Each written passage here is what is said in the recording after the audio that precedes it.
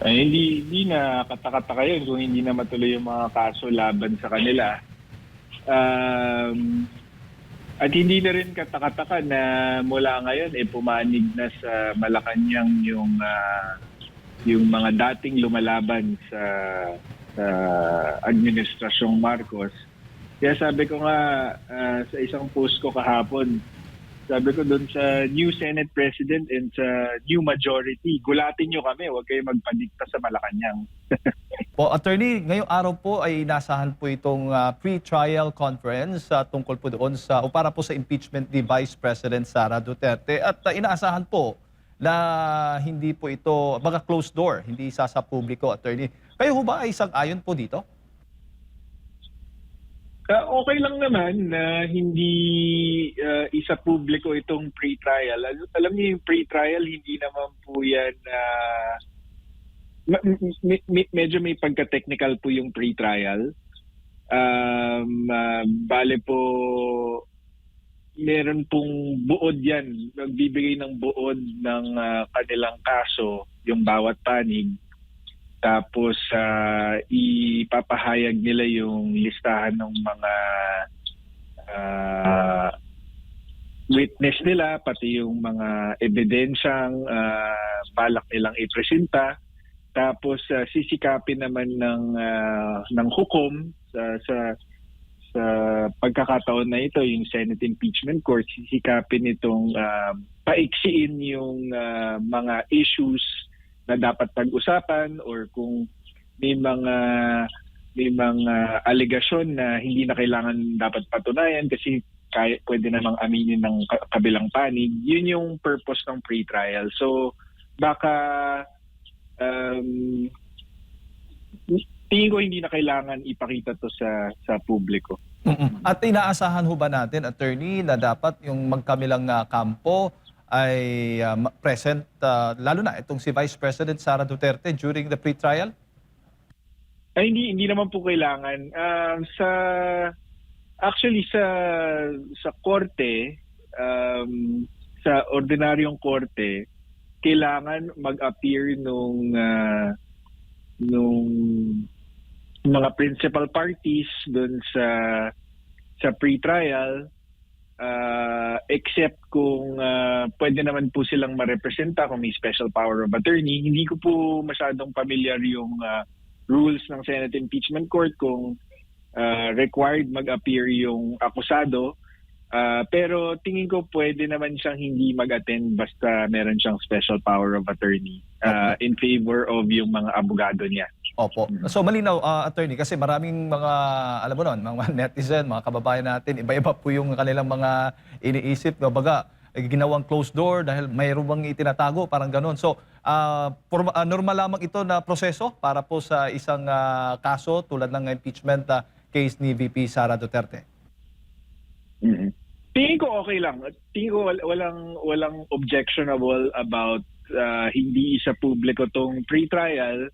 At saka madali namang kapag merong objection or hindi may napansin yung kahit sinong kampo na hindi magandang nangyari doon sa pre-trial, I'm sure irereklamo nila to or isasangguni naman nila to sa Senate Impeachment Court sa unang pagdinig sa July 6. Opo. So kung merong hindi patas na nangyari doon sa pre-trial, lalabas at lalabas naman yan. Opo. Attorney, sa panayam po ni Senator or kay Senator Ping Lacson na kahapon sa Senado, sinabi po niya na isa po sa mga posible pong gagawing presiding officer sa impeachment trial ni VP Sara Duterte ay ito pong si Senator Cheese Escudero. Kayo ho ba ay sang-ayon, may legal na basehan ho ba ito, attorney? Well, sa pagkakaalam ko, wala sa Senate impeachment rules or sa impeachment rules ng Senado ngayon yung magtalaga ng presiding officer kapalit ng Senate President. Pero pwede naman nilang palitan yung Senate impeachment rules na yon para italaga nga si Senator Cheese Escudero bilang presiding officer ng impeachment. Tingin ko mas makakabuti talaga na abogado yung presiding officer dahil napaka-technical nga po ng isang impeachment hearing or impeachment trial. So mas maganda po yung may alam sa batas at sa rules on evidence, rules of court, isang nag-aaral ng abogostia na mag-preside dito sa impeachment trial. Pero whether alam niyo po, siyempre nag-oobserba din po tayo, tapos alam naman po natin na lumipat si Senator Chis Escudero mula sa minority to the new majority. So okay po na abogado, pero ang agam ko lang dito is ano ba yung rason kung bakit siya lumipat sa bagong majority. Ang haka-haka is dahil mula nga nung Abril pa ata sinabi ni Ombudsman Remulla na inihahanda na yung plunder charges laban kay Martin Romualdez at kay Chis Escudero. Tapos so ang naging haka-haka na napalipat siya bigla sa majority is dahil hindi na itutuloy yung kaso laban sa kanya. So sa ganong konteksto, baka hindi maging patas itong si Senator Chis Escudero bilang presiding officer. Maganda na abogado siya, may alam siya, pero kung hindi siya magiging patas dahil merong kapalit yung paglipat niya sa mayorya, malamang hindi rin siya gagawa ng hakbang na makakagalit dun sa nagpangako sa kanya na hindi na itutuloy yung kaso kung ganun man yung nangyari. So yun ang delikado doon. Dahil abogado siya, mas magiging maayos sana yung takbo ng impeachment trial, pero kung may kinikilingan siya, mas madali niyang mababali yung rules at yung batas para paboran ng isang kampo. Yun ang nakakatakot doon. So ang malinaw nito, attorney, bago sila talaga na isang bagong presiding officer, dahil sa kasalukuyan ang alam natin, ang Senate President lamang ang nakasaad na siyang ituturing bilang presiding officer. Pero kung may resolusyon, kung hindi ako meron na nga, kasi kamakailan lamang si Senator Mig Zubiri, mayroong resolusyon yun eh. Yun yung punto doong kanyang resolusyon na hindi lamang si Senate President ang pwede pong mag-presiding officer, kundi maging sino po sa mga senador, basta may majority votes po, ay po pwede po maging presiding officer sa impeachment trial. So kailangan munang baguhin ang rules na yan ng Senate Impeachment Court o ng Senado lang mismo, attorney? Kailangan ba sila mag-convene as Senate Impeachment Court para pagbotohan po yung pag-amyenda ng rules po nila? Hindi ko masagot 'yan ng with certainty, Jade. Pero kailangan nila magbotohan. Kailangan nilang magbotohan, kailangan nila palitan yung rules. Hindi lang ako sigurado if kailangan nilang palitan ito bilang Senate Impeachment Court or bilang sa plenaryo, bilang Senado. Tingin ko siguro sa Senado lang kasi ang nag-approve ng Senate Impeachment Rules hindi naman yung Senate Impeachment Court kundi yung Senado mismo. Opo. So yeah, but ang malinaw is kailangan muna nilang palitan yung rules at italaga si Senator Chis Escudero bago siya pwedeng mag-preside over the impeachment. Opo. Ngayon, ang pag-elect kay Senator or kay bagong Senate President Win Gatchalian ay lihitimo na ito, attorney, kumpara mo doon sa mga nakalipas na kanilang election of officers. Opo, kasi 13 na po sila. So yun naman lang ang inireklamo noong June 3 na naghalal sila ng mga opisyal ng Senado base lamang sa 12 senador. Pero ngayong 13 na sila, lihitimo na at kita nyo naman kahit yung mga miyembro ng Cayetano Block, tawagin natin Cayetano Block, ay recognize na yung bagong mayorya. So, totoo yun. Legal na yung pagtalaga kay Senator Gatchalian bilang Senate President. Pero sa tao, sa publiko, ang mahalagang pag-isipan natin is paano nila nakuha yung 13. 'Di ba? Paano nila nakuha yung 13 at saka bakit nila pilit na kinukuha yung 13 at yung mayorya ng Senado? Ano ang pakay ng mga taong nasa likod nito? At kayo ho ba'y naniniwala, sumasang-ayon doon po sa mga pahayag na kaya nagkaroon ng special session ay para palitan nga ng tuluyan ang liderato o dyan po sa Senado? Opo, naniniwala po tayo doon dahil dahil hindi naman ganun kahalaga po yung mga ipinasang mga bills kahapon sa Senado, 'di ba? So mukhang palitan lang talaga yung palitan ng liderato lang talaga ang tunay na pakay kahapon. Kasi mukhang ang gusto nila mangyari is bago mag-start yung impeachment trial ay mapalitan na ng liderato ang Senado para kontrolado na ng bagong mayorya yung impeachment trial. Mukhang yun ang totoong pakay nila. Opo. Attorney, yung si Senator Alan Peter Cayetano ay naghain po ng petition dyan po sa Supreme Court. Possible po ba may epekto pa rin ho yan kung sakaling magdidesisyon sila? Ngayong sabi mo nga, ay lihitimo na nga ang pag-elect kay Win Gatchalian bilang Senate President. Hindi ko pa nababasa ng buo yung petition, pero meron kasing mga prayer or may mga relief na hinihingi yung Cayetano block sa Korte Suprema na maaaring moot and academic na. Yung mga prayer na yon ay kasama doon yung pag-recognize kay Senator Alan Peter Cayetano bilang Senate President, pagbabalik doon sa mga chairmanships ng mga miyembro ng Cayetano Block, yung pag-recognize kay Senator Loren Legarda bilang Senate President Pro Tempore. So yung mga prayer na yun, moot and academic na, hindi na kayang i-award or i-judge yun ng Korte Suprema kasi nagkabotohan na nga kahapon at 13 naman ang botong nakuha ng bagong leadership. Pero sa usapin na doon sa prayer ng Cayetano Block na i-declare na void yung mga nangyari sa June 3, palagay ko hindi pa moot and academic yun. Merong mga pagkakataon kasi na isinasa walang bahala ng Korte Suprema yung moot and academic principle in favor of ruling on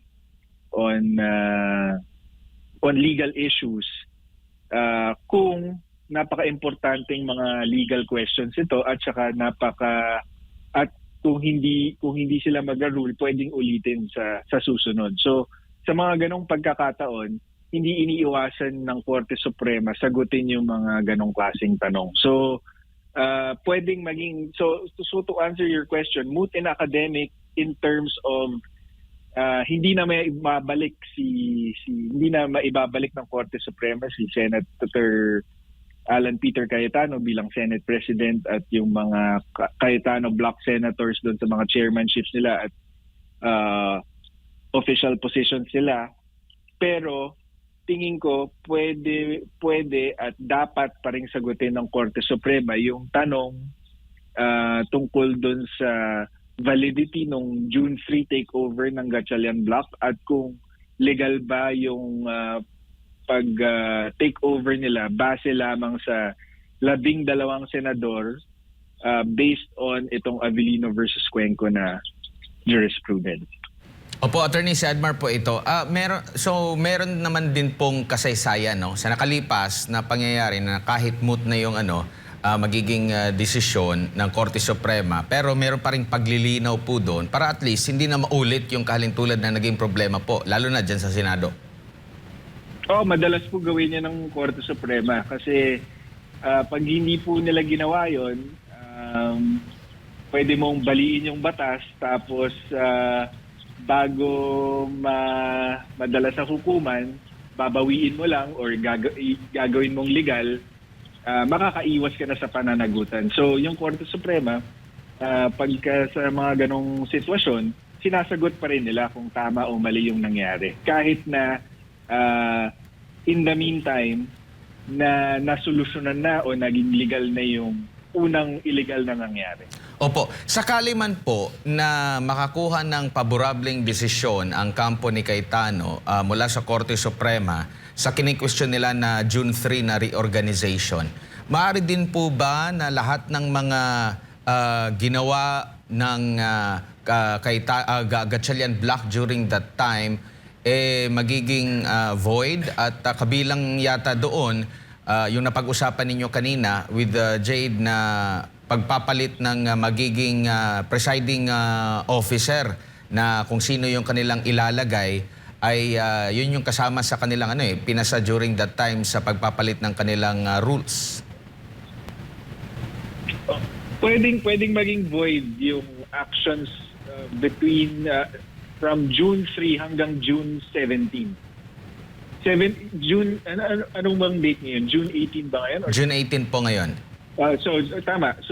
So mula June 3 hanggang June 16, yun yung mga actions ng Gatchalian Block pwedeng ma-void. Pero mula June 18 onwards, wala na pong kapangyarihan yung Korte Suprema para doon. So kung palitan nila yung rules ngayon at italaga nila si Senator Chis Escudero ngayon bilang presiding officer, hindi na po maku-question yun sa Korte Suprema. Opo, napag-uusapan yung pag-question, dapat po bang magtaka ang taong bayan, ang mga Pilipino? Kasi bago pa man nangyari itong reorganisasyon muli, umugong na yung pangalan ni na Senador Chis Escudero na may kakaraping reklamo o kaso, lalo na itong si Senador Joel Villanueva na may sabi pa ang ombudsman na 2 linggo, mga last part of May yun sinabi niya na maaring makasuhan. Magtataka ba tayo kung hindi maitutuloy itong mga reklamo na ito after na nagkaroon po ng pagbabago o reorganisasyon muli dyan sa Senado? Hindi na katakataka yun kung hindi na matuloy yung mga kaso laban sa kanila. At hindi na rin katakataka na mula ngayon pumanig na sa Malacanang yung mga dating lumalaban sa Administrasyong Marcos. Kaya sabi ko nga sa isang post ko kahapon, sabi ko doon sa new Senate President and sa new majority, gulatin nyo kami, huwag kayo magpadikta sa Malacanang. Opo, at nakikita nyo po ba na matutuldokan na at hindi na natin malalaman kung ano pa yung parte ng katotohanan lalo na doon sa flood control anomaly dahil sa pagbabago po ng Senate Blue Ribbon Committee po, Attorney? Mukhang gano'n na nga ang mangyayari kasi alam mo, kahit yung mga hakbang nila, di ba, natuloy yung unang Senate Blue Ribbon Committee hearing under kay Senator Pia Cayetano at kay Senator Dante Marcoleta.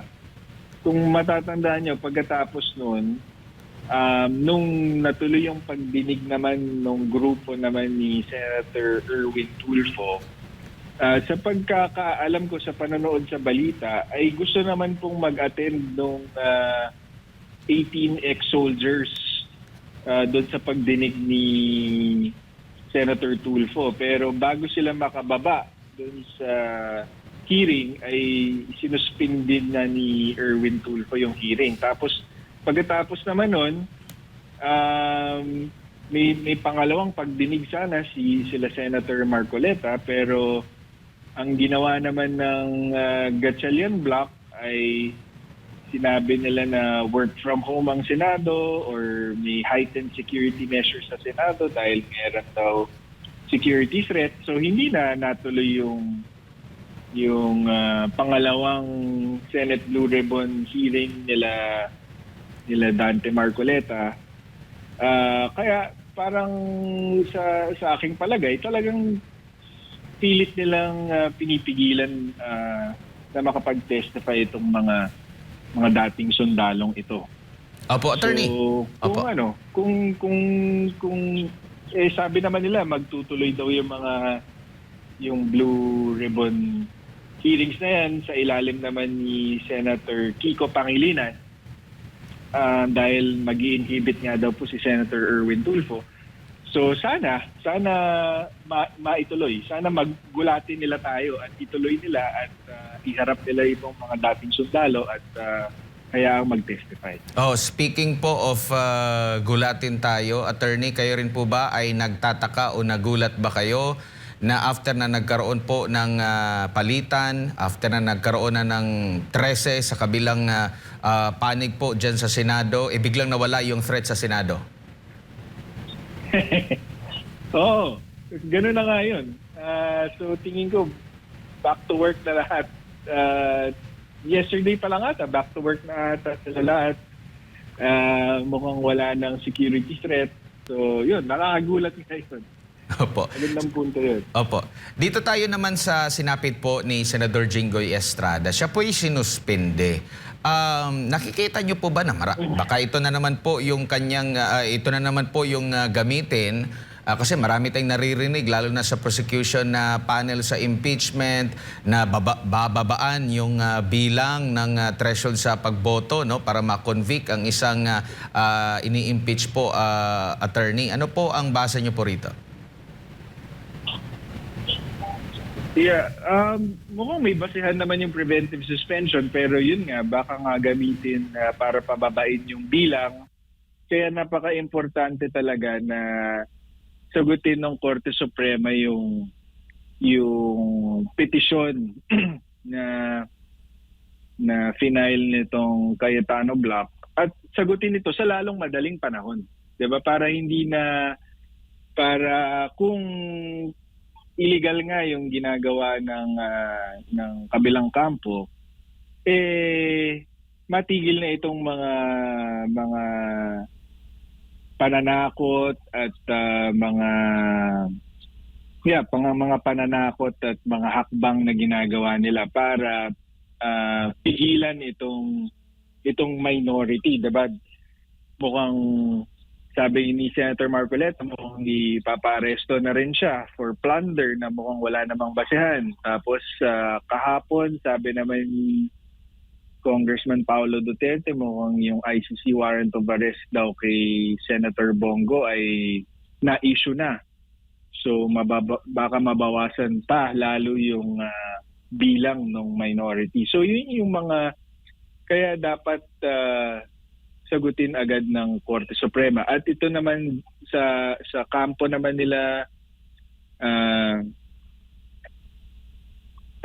Senator Cayetano, dapat mag-file sila ng mga karagdagang pleading sa Supreme Court para lahat ng posibleng issues sama na at masagot ng Korte Suprema. Kasi nakita natin na yung date ng petition, although it was filed on June 15 or 16.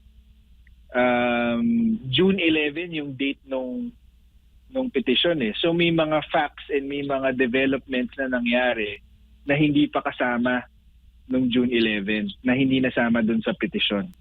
So ako, para masagot yan ng Korte Suprema yung mga nangyayari, yung patuloy na nangyayari, dapat mag-file sila ng panibagong pleadings para i-update yung court at para masagot ng Korte Suprema lahat ng kailangan masagot. Opo. Attorney, kung sakali pong makulong o masuspindi, tulad po sa nangyari kay Senator Jinggoy Estrada, yung iba pang pong mga senador na nahaharap po sa mga kaso o mga reklamo, paano po sila makakaboto para po sa impeachment trial ni VP Sara? Kung hindi sila makakaboto, ganun ang mangyayari. At hindi lang ho yung boto yung importante, pati yung pag-object or pagpuna dun sa, kunyari sabihin na natin na yun nga, compromise nga itong si Senator Chis Escudero. Tapos merong issue on rules or evidence. Tapos ang sasagot is si Senator Chis. Pag binawasan mo ng binawasan yung minorya, mababawasan yung maaring pumuna sa kanya. Kasi central judges silang lahat eh, 'di ba? So lahat ng pagpuna nila nasa record, makikita ng tao na mali pala tong sinasabi ni Senator Chis Escudero, sabi ko niya rin Senator Marcoleta bilang Senator Judge. Pero kung wala siya doon, paano niya magagawa yun? Diba? So hindi lang po yung botohan eh. Pati yung flow ng proceedings. Kapag binawasan ng binawasan itong minorya, mas konti ang makakapagsalita kung hindi patas ang maging takbo ng impeachment. Yung proseso ho ba ng pagbaba ng threshold po doon sa pagboto dito sa impeachment ay matagal ho ba o madali lamang, attorney? Pagbaba ng threshold, hindi pwede 'yun. Walang legal na basihan na babaan yung threshold. Kasi ayon sa Constitution, for conviction sa impeachment, kailangan ng 2/3 vote of all of its members. So, 24 po yung senador natin. So, dapat talaga 16 ang mag-convict regardless kung may nakakulong or may hindi nag-a-attend or anuman or nagtatago, 'di ba? Hindi yun basehan para babaan yung constitutional threshold of 16. Kung sakaling gusto nilang amyendahan yan, attorney, kailangan po ang Kamara at ang Senado dapat silang magbotohan separately patungkol po dyan? Hindi ganun kadali. Ano yan? Constitution, revision of the Constitution. Ako, simula nung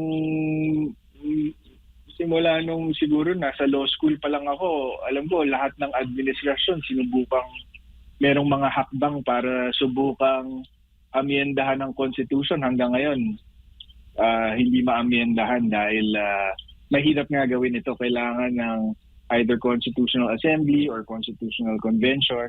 Mahabang panahon ng kinakailangan bago magawa yun. Opo.